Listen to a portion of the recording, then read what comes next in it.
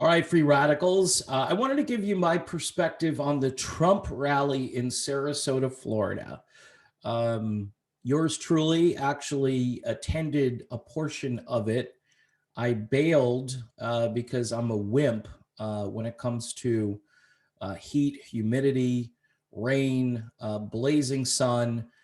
Full disclosure is what happened is they bring you to an arena where you're indoors, basically waiting to go outside at 2 o'clock in the afternoon, which I thought once we got outside, there would be some kind of a pavilion because it's Florida in the summertime.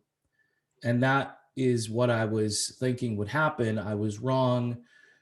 They let us out to this field, which a ton of open area, which apparently they needed because, again, here's some more stats for the media. I would say there was probably at least 20,000 people there, if not more.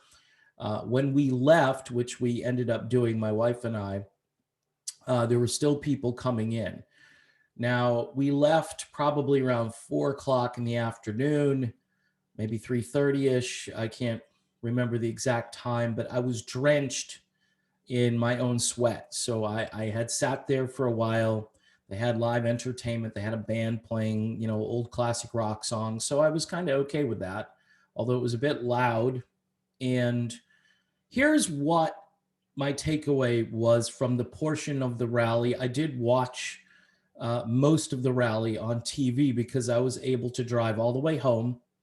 And there was still like another hour. Trump didn't go on until like, I don't know, 7:30, 8, whatever time it was way after the time I thought he was going to actually go on. I think they had fireworks that happened at 10 o'clock after he got finished speaking. All right, so in line waiting, you meet all kinds of people. I had a cool shirt on, which I've worn, I think, one time on this show where it says, I identify as vaccinated, and people wanted to take a picture of me in the shirt or take a picture of the shirt or me posing with someone else because my shirt was such a big hit. Most of the other shirts were pro-Trump shirts, anti-Biden shirts, clever things. I mean, there was a lot of interesting scenery. It was a definite people watching event. Ahead of me in line were some people who apparently attended the January 6th Capitol so-called insurrection. And after speaking with them for a bit, I realized that they were QAnoners. They were essentially saying things like Trump's going to take over in August and, all these things are just going to happen. Keep in mind, we're in July, folks, and Trump is going to take over again in August. They're thinking that the election is going to get overturned in a day or whatever. And the Supreme Court is actually going to hear this stuff, which they haven't. They didn't. They refused it. And as much as I believe there was some chicanery, definite chicanery there, I'm just not confident that anyone is listening. Now, that may change, but it's going to be a lot of hard work. Even if you're a devoted Steve Bannon fan and you watch his show each day, you know that what he says is basically it's going to take months and months and then to get anybody to listen. So I'm listening to these people talk about January 6th. I think they knew some things that being there at the event, I think they knew what happened and how these people were essentially, I believe it was a setup. That's and I concurred with them that I shared their belief, but I didn't share their belief that, Martians are coming down. And they didn't actually say this, but I'm just feeling or remembering that moment where you listen to somebody for a while and you go, oh, they're one of those. Okay. So not that the Martians are coming down to basically warn us of the government, but it felt very, I mean, if you watch Alex Jones, this was far to the whatever of Alex Jones. This made Alex Jones sound like, I don't know, David Brinkley. Okay. So I was again, taken in by that a little bit. And then my wife and I, after listening to these people, one lady was just talking incessantly and wasn't shutting up. So I was, I'm like, okay, I'm really tired of listening to her. So we turned around. There were some nice people behind us, more common sense, more America first, more really in touch with what's happening in the news. Most of the people there, I can be on, these are people I can hang with. I can talk with these people. I interjected about, the war machine. I interjected about a lot of things. Most people, they weren't trying to defend some of the things that Trump did that maybe they disagreed with. One of the things I said is Trump needs to stop touting his success with Pfizer, Moderna, and whoever else, AstraZeneca. He needs to not talk about that. I don't want to hear about that because I have some strong views on that topic. And they agreed with me. They had some excuses as to why he continues to do it. I said, I don't really want the United States in the business of selling weapons to other countries for favors. I think we can run our economy without doing that. But this is a big stickler, a big sort of, point with some of the GOP folks that they just won't surrender that 1997 mentality that they have. They don't really understand foreign policy. I don't want to destabilize countries. So more, I mean, if they're against illegal immigration, right, you'd want to make it so people wouldn't be incentivized to come here from their starting point, never mind the finishing point, which is another issue, which everybody's concerned about what's happening at the border. But fewer people are really concerned about what's happening, say, in Venezuela or other countries where we go in there and we destabilize their government. And we don't do anything really to their government. Most of what we do affects the people, and that's why they start walking. They're like, okay, they did this to us, so we're going to go and take advantage of their country. Makes sense to me to some degree, even though, again, the people on the border didn't do anything wrong. So I had conversations about all these issues, and people agreed with me about 80-90% of the time. I didn't get a lot of pushback. The Q people, I was just not interested in. They really are believing in all of this, like Trump has a plan, Trump's going to do something. And that, see, if you're a Trump supporter and you're hanging still to that, you might want to just get off the train and just look objectively at, reality. Okay. Because none of those predictions, they said March. Remember, I don't know if you remember I heard that something's going to happen in March. Well, nothing happened in March. In the Bible, when a prophet is wrong once, that's kind of the end of their career as a prophet, And so any of this stuff that's out there is just wishful thinking for the people that believe in it. It's hopium. It keeps them thinking about, okay, well, what's the next conspiracy that's, they believe General Flynn is Q. I've been hearing. There was something interesting about Ashley Babbitt, which I probably will do a different video about. So you'll have to stay tuned for that, and I will get that out there. Here's the other part of this. These people are, even the people, the conspiracy people, whatever, that were there, they're nice people, all right? They didn't trash anything. The arena was clean when we left, a few cans here and there, but people were actually lying on the floor at one point because they were in line for like 4 hours to be let out into the blazing heat. From that angle of things too, I want to comment about the logistics and the way this event went down. Some of it went down in a very organized fashion, but to lead people outside into heat, and then it rained. We left before it actually rained. It rained for like an hour straight. These people got drenched. Now, some of them probably welcomed it if it was, 4 hours in the sun and then an hour in the rain. The rain is far better than the sun, but I didn't want to be a drowned rat.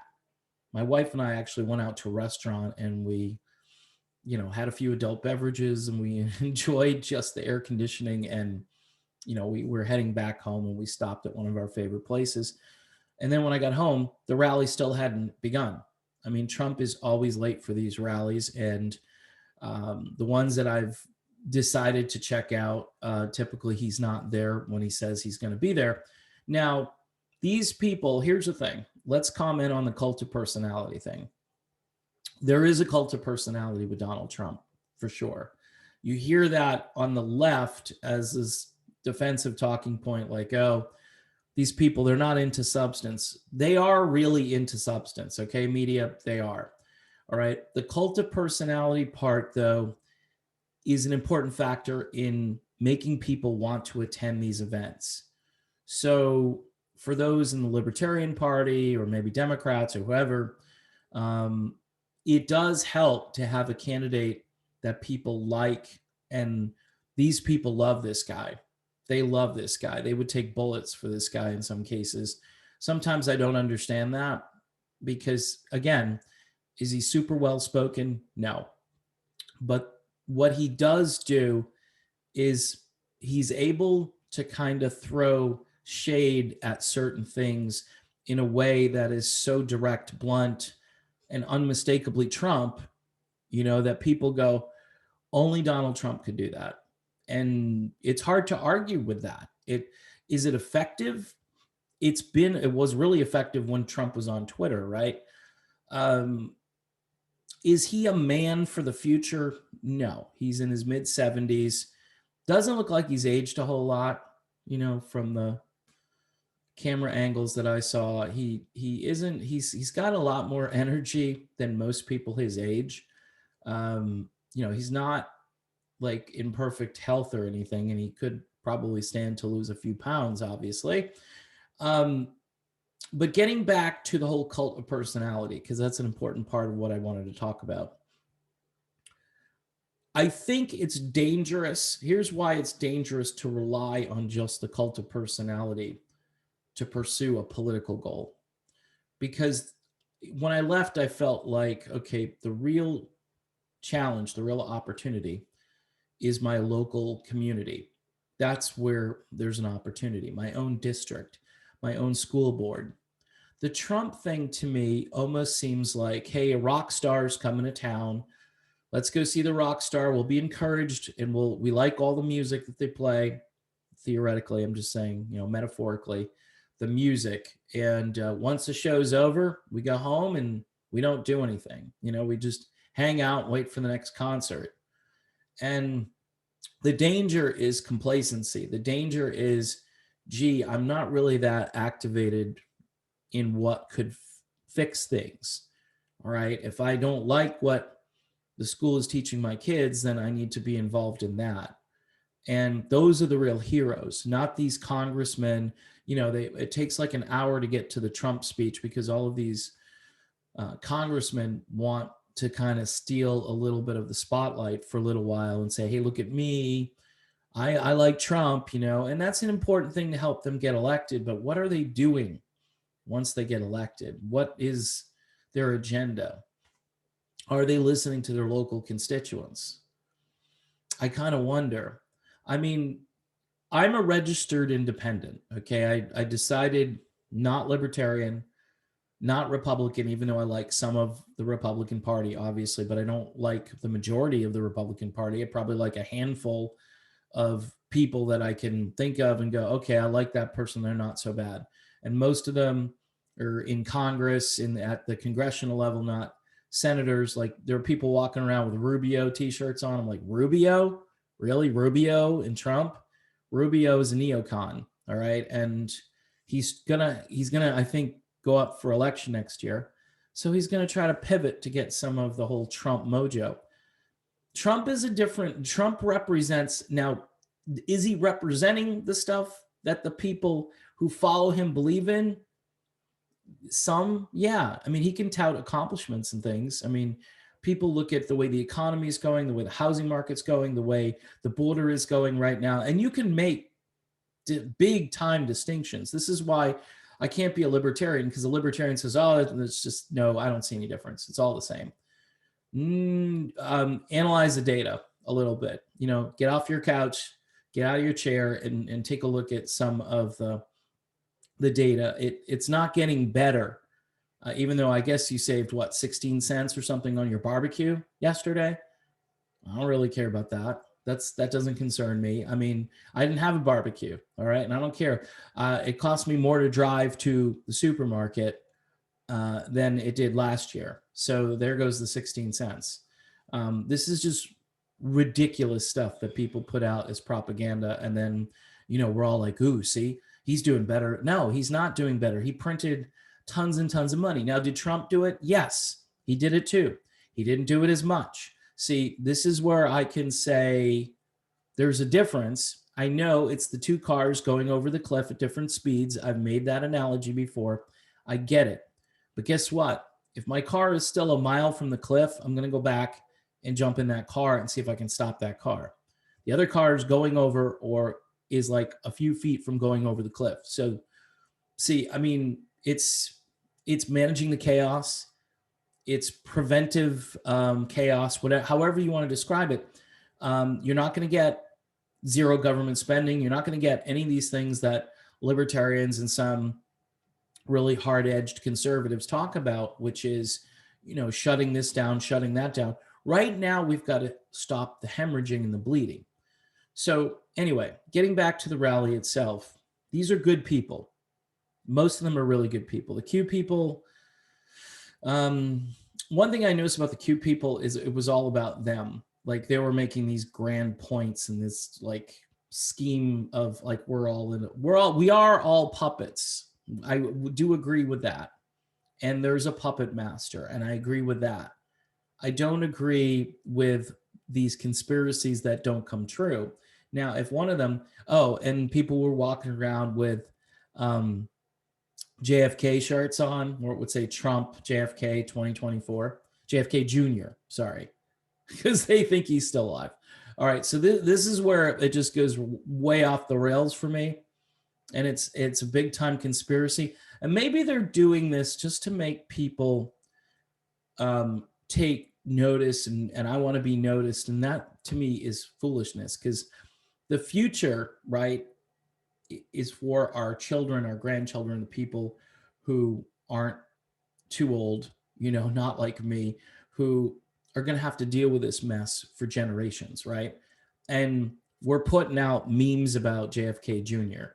Stop it. Just, that's the dumbest thing ever. And the one vendor that we visited, he was visibly upset about Q. And he started talking about, can you believe these people think that, you know, Trump's going to take over next month? And he's selling Trump gear. He's selling all the t-shirts and hats and everything, and some really comical things about Joe Biden, which I really enjoyed.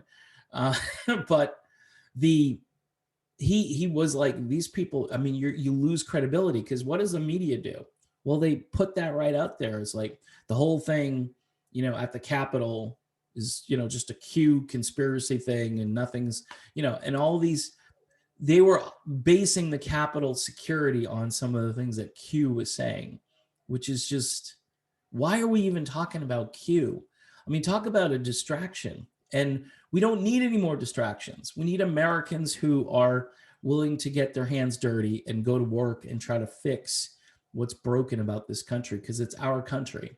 All right. So it's pretty simple. It's not rocket science, but we continue to make it into something that it doesn't have to be, and it's wasted energy.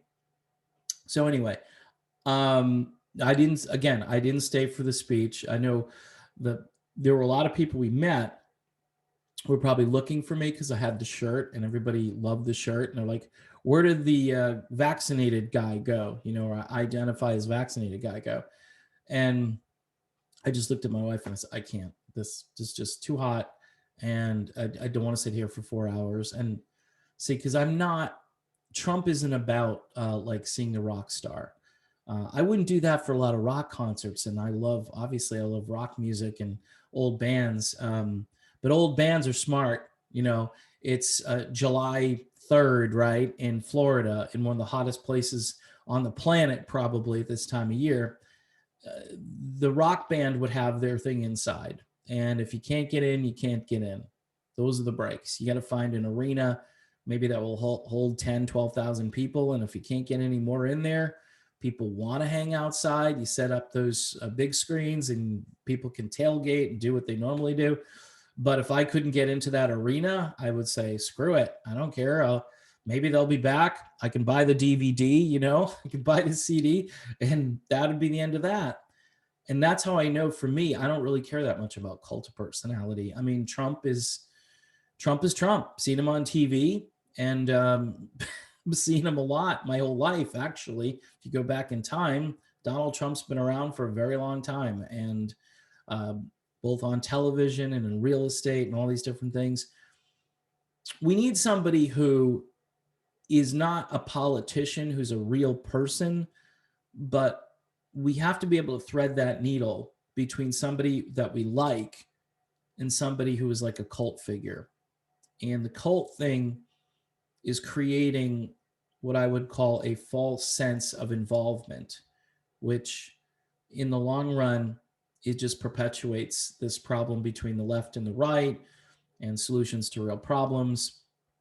Do I like Donald Trump better? And I will continue to say, yeah, despite what libertarians online, people who aren't even in public office anymore, who are spewing about Trump and his war policies, are you ready to dismantle the entire military industrial complex? Because if you're not, this stuff is going to continue. Whether Trump's philosophy was, I will play along with them and do the things that I want to do.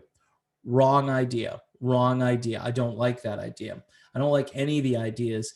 All of the ideas that we've seen over the last 50 or 60 years kind of suck. Okay, they kind of suck. And we as a country have to be able to say to the entire thing, it's got to go. And Democrats aren't going to do it. Most Republicans aren't going to do it. So it's managing the chaos and limiting the chaos, right? But that's a big issue. People say, well, and Tulsi Gabbard said this, and I kind of agree with it. Foreign policy is domestic policy. However, there's still domestic policy that's domestic policy too.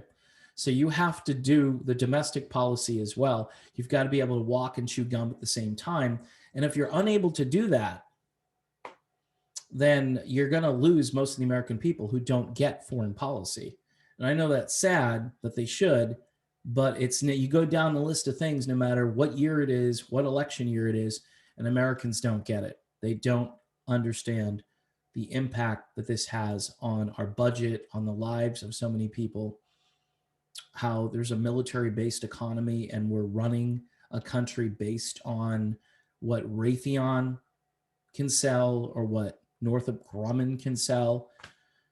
So in any event, it was an interesting rally. It is a pop culture event. And you know what I like about Trump people is it's a ragtag group of people. These are not stuffy people. These are a lot of bikers, a lot of working class people.